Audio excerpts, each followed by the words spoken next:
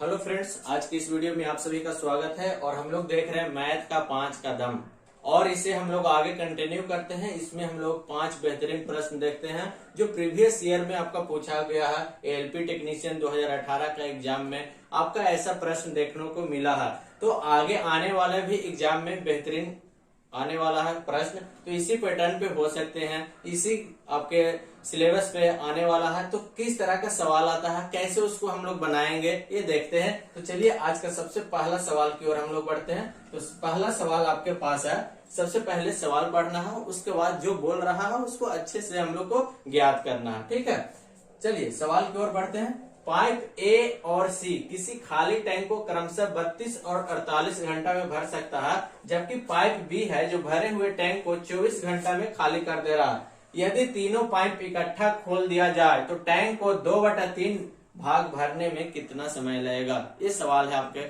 और इस तरह का सवाल कैसे करेंगे हम लोग आसानी तरीका से, चलिए आइए समझते हैं। ए और सी किसी खाली टैंक को क्या कर रहा है, 32 और 48 घंटा में भर रहा है। यानी कि ए है एक टैंक जो आपका 32 घंटा में भर रहा है, और सी है जो आपका 48 घंटा में भर रहा है, जबकि पाइप बी क्या कर रहा है, 24 घंटा में खाली कर रहा। तो पाइप बी है जो 24 घंटा में क्या कर दे रहा, खाली कर रहा, यानी कि माइनस हो जाएगा। ये दोनों क्या हो जाएगा, पॉजिटिव चार्ज हो जाएगा, और बी पे माइनस हो जाएगा निगेटिव चार्ज, क्योंकि बी है पाइप जो खाली कर रहा, और ए 32 घंटा में भर रहा है, और सी 48 घंटा में भर रहा, और बी खाली कर रहा, तो निगेटिव चार्ज हो जाएगा। इस तरह का सवाल जैसे ही आए आपके मन में बस कुछ नहीं आना चाहिए, एलसीएम इसको आना चाहिए। 32, 48 और 24 का एलसीएम निकालिएगा तो आपके पास आ जाएगा 96 एलसीएम। अब एलसीएम आ जाएगा तो कुछ नहीं, बस एफिशिएंसी निकाल लीजिए। ए का एफिशिएंसी कीजिएगा तो क्या 96/32, यानी कि ए का एफिशिएंसी 3 आ गया। सी का एफिशिएंसी 96/48, सी का एफिशिएंसी निकल जाएगा 2, और बी का एफिशिएंसी 96/24, यानी कि बी का एफिशिएंसी निकल के आ गया 4। अब पढ़िए सवाल यहाँ, यदि तीनों पाइप को इकट्ठा खोल दिया जाता है तो टैंक को 2/3 भाग भरने में कितना समय लगेगा। 2/3 ही भाग भर रहा, ठीक है ना, पूरा टंकी को नहीं भर रहा। 2/3 भाग भरने में लगा समय, यहां से निकाल लीजिए। 2/3 भाग भरने में लगा समय, तो क्या हो जाएगा, 2/3 गुने 96 इसको क्या करना है, जो प्लस प्लस है उसको जोड़ देना है, और जो माइनस है उसको घटा देना है। अगर तीनों टंकी भर रहा होता, यानी कि तीनों पॉजिटिव होता, तो तीनों को हम लोग ऐड कर देते, लेकिन यहाँ पे क्या है, टंकी पाइप बी है जो खाली कर रहा, तो इसीलिए हम लोग ये दोनों जो भर रहा है उसको जोड़ के खाली वाला घटा देंगे इसका एफिशिएंसी। तो 3 और 2 5 हो गया, 5 में से 4 जाएगा तो क्या आ जाएगा, 1 आ जाएगा। ठीक है, अब यहाँ से काटिए, 3 से 96 को काटिए तो ये आ गया आपका 32, ये 96, और 32 दूनी क्या आ जाएगा 64। तो 2/3 भाग भरने में लगा समय, तीनों पॉइंट को एक साथ खोल देंगे तो कितना देरी लगेगा, 64 घंटा लगेगा, 64 घंटा। तो इसका सही आंसर हो जाएगा ऑप्शन बी। समझे बात को, ठीक है। तो इस तरह का सवाल आपके पास पूछा गया था, और इसी पैटर्न पे आगे भी पूछा जाएगा। दे देगा कि ए पाइप किसी टंकी को 12 घंटा में भर रहा है, बी पाइप किसी टंकी को 10 घंटा में भर रहा है, और सी 12 घंटा में खाली कर रहा, तो 1/2 भाग भरने में कितना समय लगेगा, तीनों पाइप को एक साथ खोल दिया जाए। तो किसी भी तरह का पूछ सकता है। पैटर्न अगर आपको पता चल जाएगा कि किस तरह से कॉन्सेप्ट है, किस तरह से पैटर्न पे बनता है, तो बस इस तरह का सवाल कैसे भी आएगा आप बना लीजिएगा। चलिए अगला प्रश्न की ओर हम लोग बढ़ते हैं। अगला प्रश्न आपके सामने ये रहा, देखिए, कुर्सियां और मेजों के मूल्यों का अनुपात 9:5 है। यदि कुर्सियों का मूल्य मेजों के मूल्य से 4200 अधिक है तो मेजों का मूल्य ज्ञात करना। क्या क्या है ये, कुर्सी क्या है, कुर्सी और मेज का मूल्य का अनुपात है 9:5 है, और बोल रहा है क्या कि यदि कुर्सियों का मूल्य मेजों के मूल्य से 4200 रुपए अधिक है, यानी कि 9x - 5x हो जाएगा जी 4200।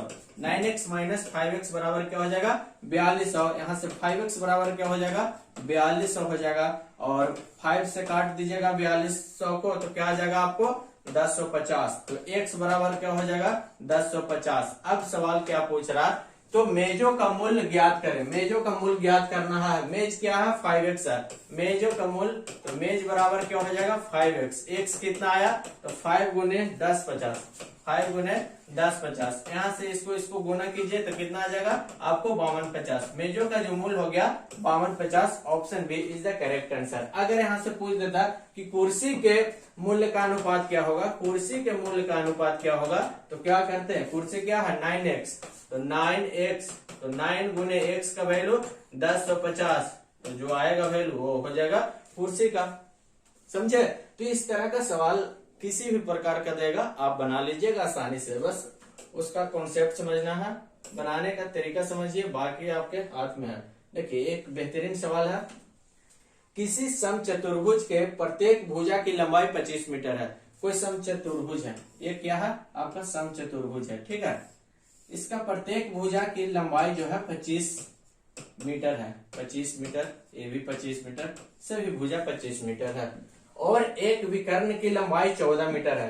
विकर्ण की जो लंबाई है, एक विकर्ण है, चलिए इस विकर्ण की लंबाई क्या है 14 मीटर है। समचतुर्भुज का क्षेत्रफल क्या होगा, समचतुर्भुज का क्षेत्रफल, समचतुर्भुज का क्षेत्रफल बराबर क्या होता है, हाफ गुने पहला विकर्ण गुने दूसरा विकर्ण, यानी कि विकर्ण 1 गुने विकर्ण 2, दूसरा विकर्ण। समचतुर्भुज का क्षेत्रफल हाफ गुने पहला विकर्ण इंटू दूसरा विकर्ण। तो देखिए हाफ गुने पहला विकर्ण तो दिया गया है कितना, पहला विकर्ण की लंबाई दिया गया है एक का 14 मीटर, और दूसरा विकर्ण हमको नहीं दिया गया है। दूसरा विकर्ण कहां से निकलेगा, यहाँ से निकलेगा। कैसे निकलेगा, ध्यान से देखिए। क्या है कि सभी भुजा, समचतुर्भुज के प्रत्येक भुजा 25 मीटर है और एक विकर्ण की लंबाई है 14 मीटर। तो यहाँ देखिए दूसरा विकर्ण की लंबाई क्या होगा, ये 14 मीटर है जी, तो ये भी 7 हो जाएगा, ये भी 7 हो जाएगा। ये पूछ रहा है यानी कि x, ये भी मान लिया x, ठीक है। अब इसको हम वो मान लेते हैं, इसको a, इसको b, इसको c, इसको d, बस समझने के लिए, ठीक है ना। अब त्रिभुज AOB में चलिए, क्या चलिए, त्रिभुज AOB में चलेंगे।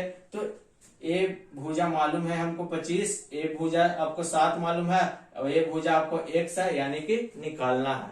तो कैसे करेंगे हम लोग, AB स्क्वायर हो जाएगा यहाँ पे, बराबर क्या होगा OB के स्क्वायर प्लस क्या हो जाएगा AO के स्क्वायर, OA के स्क्वायर हो जाएगा। अब AB स्क्वायर आपको 25 दिया गया है, तो 25 का स्क्वायर बराबर क्या हो जाएगा, यहाँ 7 का स्क्वायर और ये x का स्क्वायर हो जाएगा जी। अब 25 का स्क्वायर 625, और ये 7 का स्क्वायर है, इधर आएगा तो माइनस हो जाएगा, 7 बराबर क्या हो जाएगा x स्क्वायर। अब 625 में 49 घटाइएगा तो कितना आ जाएगा 576, कितना आ जाएगा 576 बराबर x स्क्वायर। तो x बराबर क्या आ जाएगा अंडर रूट 576, यानी कि 24, क्या हो जाएगा 24 हो जाएगा। तो x का वैल्यू क्या आ गया 24a और 24a, यानी कि दूसरा विकर्ण की लंबाई क्या होगा 24, 24, 48। दूसरा विकर्ण की लंबाई क्या हो गया 48, तो यहाँ पे निकल के आ गया हमारा दूसरा विकर्ण 48। अब इसको समचतुर्भुज का क्षेत्रफल आपको याद है, हाफ गुने पहला विकर्ण इंटू दूसरा विकर्ण। पहला विकर्ण आपको दिया गया है 14, दूसरा विकर्ण आप निकाल के ले आए हैं 48, तब इसको काट दीजिए, 2 को 7 बार में काट दीजिए, तो 14 कट गया, तो 48 इंटू 7 कितना हो जाएगा 336 मीटर स्क्वायर। क्या आ जाएगा 336 मीटर स्क्वायर आ जाएगा। 48 इंटू 7 कीजिएगा तो क्या आ गया आंसर हमारा 336 मीटर स्क्वायर, यानी कि option C is the correct answer. तो इस तरह का भी सवाल आपको देखने को मिलेगा, बस आपको आराम से बनाना है। किसी समचतुर्भुज के प्रत्येक भुजा की लंबाई दिया गया था 25 मीटर, एक विकर्ण की लंबाई दिया गया था, तो दूसरा विकर्ण यहाँ से आसानी तरीका से निकाल लेंगे। उसके बाद क्या करेंगे समचतुर्भुज का क्षेत्रफल निकाल लेंगे। आपको पास ये फार्मूला याद होना चाहिए, और नहीं तो फिर नहीं बनेगा। समचतुर्भुज का क्षेत्रफल हाफ इंटू पहला विकर्ण इंटू दूसरा विकर्ण, ठीक है। चलिए आगे की ओर हम लोग बढ़ते हैं। अगला प्रश्न किस प्रकार है और कैसा है, देखिए अगला सवाल भी बहुत ही बेहतरीन है। एक बैग में 1 रुपया, 5 रुपया, 10 रुपया के सिक्के हैं। कोई बैग है जी, चलिए एक बैग में है 1 रुपए वाला सिक्का, 5 रुपए वाला सिक्का और 10 रुपए वाले सिक्के हैं। यह मानते हुए 1 रुपए, 5 रुपए, 10 रुपए सिक्कों की संख्या बराबर है, यानी कि संख्या बराबर है, सभी का संख्या क्या है, बराबर है मान रहा। तो यदि बैग में कुल धन 368 है, बैग में क्या है, कुल राशि है, कुल धन है जो कितना है, कुल धन 368 रुपए है। तो बैग में सिक्कों की कुल संख्या क्या होगा, चलिए देखिए यहाँ से सभी का समान है, 1 रुपए वाला भी, 5 रुपए वाला भी और 10 रुपए वाला भी सिक्का की संख्या क्या है, समान है। तो 10, 15, 10 और 5 15 और 1 16, 16 बराबर क्या हो जाएगा आपको 368। इसको काट दीजिए, 16 दूनी 32 और 16 3 48, एक का मान आ गया 23, यानी कि एक इक्विवेलेंट आपका 23 हो गया। अब सभी सिक्का की संख्या बराबर है, तो क्या है, 1 रुपए वाला सिक्का की संख्या 23, 5 रुपए वाला सिक्का की संख्या 23 और 10 रुपए वाला भी सिक्का की संख्या 23। तो टोटल सिक्का की संख्या कितना आ गया, 69। Option number C is the correct answer. आसानी तरीके से बनने वाला है ना प्रश्न, आराम से बन जाएगा। इस तरह का सवाल आप आराम से कर सकते हो, ठीक है। चलिए अगला प्रश्न की ओर हम लोग चलते हैं। अगला प्रश्न क्या है आपके सामने, बहुत ही बेहतरीन ये भी है। कमर ने एक सेकेंड हैंड स्टीरियो को पुनः बिक्री करके 16% लाभ अर्जित किया, 16% लाभ अर्जित कर रहा। यदि उसने स्टीरियो को 1500 में खरीदा था तो उसने कितने रुपए में बेचा, यानी कि बकाई है कि 1500 से ज्यादा में बेचा होगा जी, तब ने 16% लाभ प्राप्त किया। तो 1500 गुने 116, 16% मत 116 बटा क्या हो जाएगा, 100 हो जाएगा। 16% लाभ यानी कि 116/100, 0 से 0 इसको काट दीजिए और 116 में 15 से गुना कीजिए तो एसपी जो आ जाएगा आपका 1740 आ जाएगा। क्या आ जाएगा, 1740 आ जाएगा। Option A is the correct answer. यहाँ से 1500 में खरीदा था और बेच दिया 1740 रुपए में, तो कितना परसेंट लाभ हुआ, 16% वो लाभ अर्जित किया। तो इस प्रकार का सवाल आपके पास आएगा, हमेशा आएगा, बार बार आएगा। इसी पैटर्न पे आपके आने वाले एग्जाम में भी पूछा जाएगा। एएलपी टेक्नीशियन, जेई, एनटीपीसी किसी भी एग्जाम दीजिएगा ऐसा सवाल आपको देखने को मिलेगा। बस आपको क्या करना है, कॉन्सेप्ट पता होना चाहिए, बनाने का तरीका पता होना चाहिए और वीडियो को अच्छा लगे तो लाइक कर दीजिएगा, शेयर कर दीजिएगा और कमेंट करके जरूर बताइएगा कि ये सेशन आपको कैसा लग रहा है। तो इसी प्रकार के वीडियो हम लोग लाते रहेंगे, आप कमेंट कीजिए और हम लोग मिलते हैं अगला वीडियो में। तब तक के लिए थैंक यू, जय हिंद।